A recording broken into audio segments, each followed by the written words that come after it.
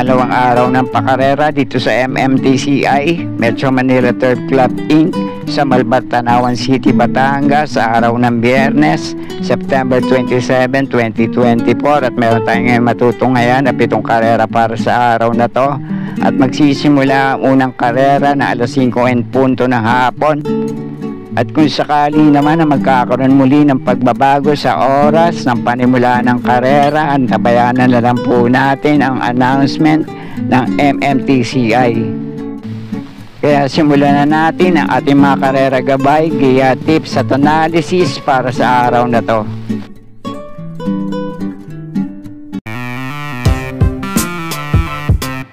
Simulan na natin para dito sa race number 1, panimula na winner take all, races 1 to 7, 1,200 meters ang distansya rito, may 5 numero at 5 rin na mga kalahok dito. Dito sa panimula na winner take all, depende na lang sa kondisyon ng 3 kalahok dito. Palagay ko magandang laban to, lahat pwedeng panama sa pagpipilian. Itong numero 2 na Princess Serena, numero 4 I Love Mati at numero 1 Heaven and Earth. Pero unang pili ko rito ngayon, to naging bisyoso lang, numero 2 na Princess Serena. Nag-vicious barrier naman siya, mainam ang prineba na 1.15.4 sa parehong distansya. Si BJB Galieta rin naman na rumenda rito at gamay niya yan. At panigundo ko naman dito, malamang ito ang malyamado sa race na to, numero 4 I Love Mati. May ilang takbo na rin to sa parehong distansya. Minsan itong dumating ng panlima kay Himanshi, minsan na segundo kay Potential at minsan na tersero kay Glenda's Magic at Lapping Tiger.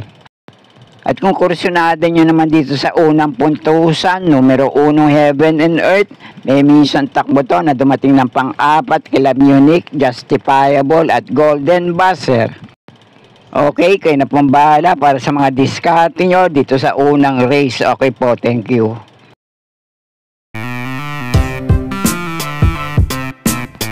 At sa race number 2 naman ang panimula ng Pick 6, races 2 to 7, 1,200 meters din ang distansya rito na may 6 na numero at 6 din na mga kalahok dito.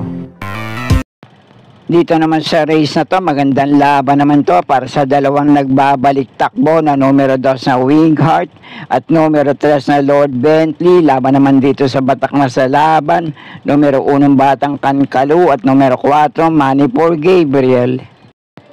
Itong numero 2 sa Wingheart, matagal tong nabakasyon at mainam naman ang prineba nito sa baryeran niya. At ito naman numero 3 na Lord Bentley, naging bisyoso lang to at tumakbo naman sa vicious baryeran niya.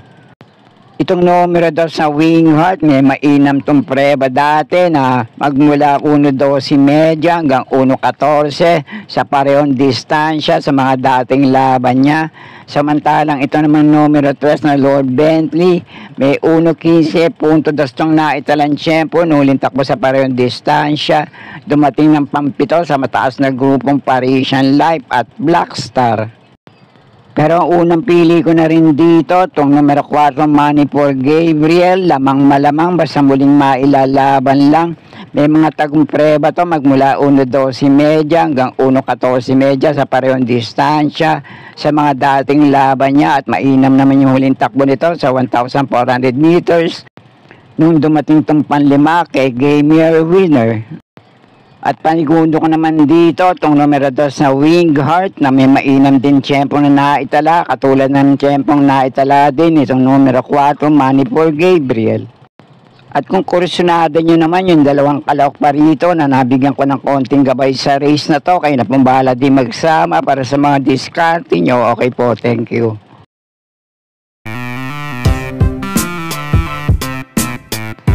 At dito sa race number 3, panimula ng Pick 5, races 3 to 7, 1,200 meters ang distansya rito na may 6 na numero at 6 din na mga kalahok dito.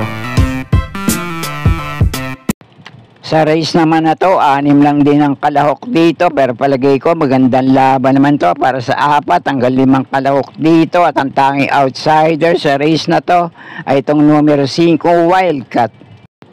At bukod lang dito, lahat na may chance manalo at makapanilat din sa race na to.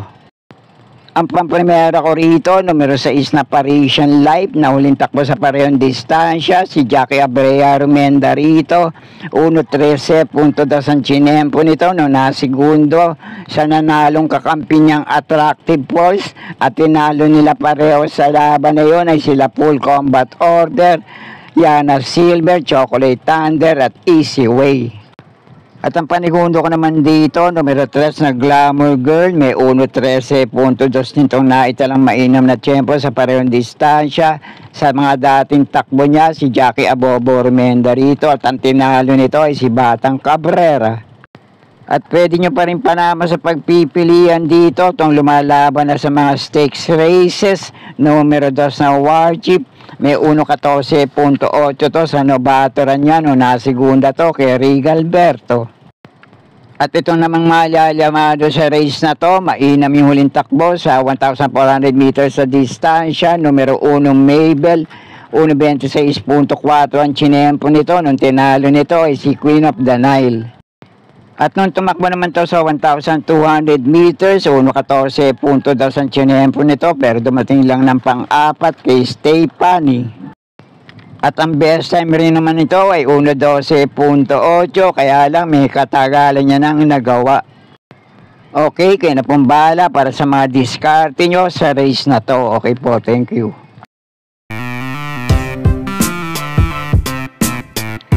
At sa race number 4 naman ang panimulahan ng pick 4, races 4 to 7, 1,400 meters naman ang distansya rito, may 11 numero. At 11 rin na mga kalahok dito. Dito naman sa race na to, pwede kayong magsama ng mga kinukursunada yung kalahok dito, Llamado Manodiado. Pero para sa unang tatlong pili ko rito, pang-primera ko to, Dehado, numero 4 Advance Party.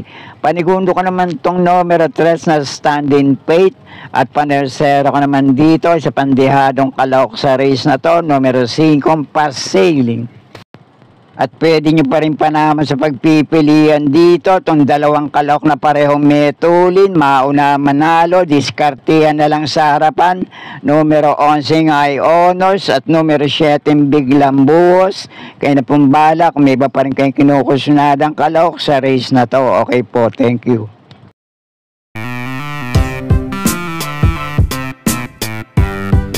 At nasa race number 5 na tayo, 1,400 meters ang distansya rito na may 9 na numero at 9 din na mga kalahok dito. Dito naman sa race na to, ang pang-primera ko rito, kapag kinalabit, pwede nang hindi sumabit ngayon, numero 3 na Bad Boy MJ. Itong numero 3 na Bad Boy MJ, mainam na yung huling itinakbo nito sa maiksing distansya. Palagay ko nasa magandang kondisyon to ngayon at pwede niya na magawa yung pinakamainam niya na italang tiyempo sa mga dating laban niya na napapalaban din to sa mas mataas na grupo. At ang panigundo ko naman dito, question de condition lang at question de labas. Pero kung mailalaban sa race na to, pwede rin makapanilat. Numero 5, Doña Chichay. At ang panersero ko naman dito, Dehado Panilat. Sana lang mailaban din. Rendahan ngayon ni Jackie J.A. Gusen, numero 7, Eyasaki.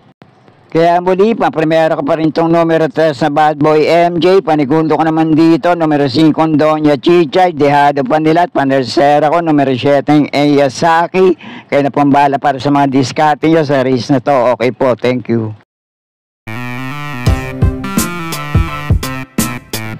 At dito na tayo sa race number 6, penultimate race, 1,400 meters ang distansya rito, na may 10 numero at 10 rin na mga kalahok dito. Dito naman sa race na to, kahit malalamado, itong numero 1 Dolyarama, palagay ko magandang laban pa rin to para sa lahat ng kalahok dito. Pagandaan na lang siguro ng diskarte para sa mga rerendang mga hinete, para sa mga kalahok dito. Kaya Llamado Manodiado, basta kursunada nyo, sama nyo lang din sa mga diskarte nyo. At para sa dalawang yamadong kalahok dito na pwede nyong panama sa pagpipilian, numero 1 Dollarama at itong nagbabalik takbong numero 2 na Douglas Spear. At para sa mga dehadong kalahok naman dito, pwede pa rin naman makapanilat, numero 5 Lady of Peace, numero 7 Baywatch, numero 8 Winsa Maxine, numero 9 Ariana at numero 10 na Eno Teresa Chair. At para dun sa tatlong kalahok dito na hindi ko nabanggit, basta kursunada nyo, pwede rin yan sa ganitong klaseng grupo. Kayo na pong bala para sa mga diskarte nyo. Kaya para sa mga pili ko rito, puro dehado. Pampremera ko itong numero 5 Lady of Peace. Panigundo ko naman itong numero 7 Baywatch. Panersera ko rito, numero 9 Ariana. At kayo na pong bahala magsama para sa iba nyo pang kinukursunadang yamado o dehado mang kalahok sa race na to. Okay po, thank you.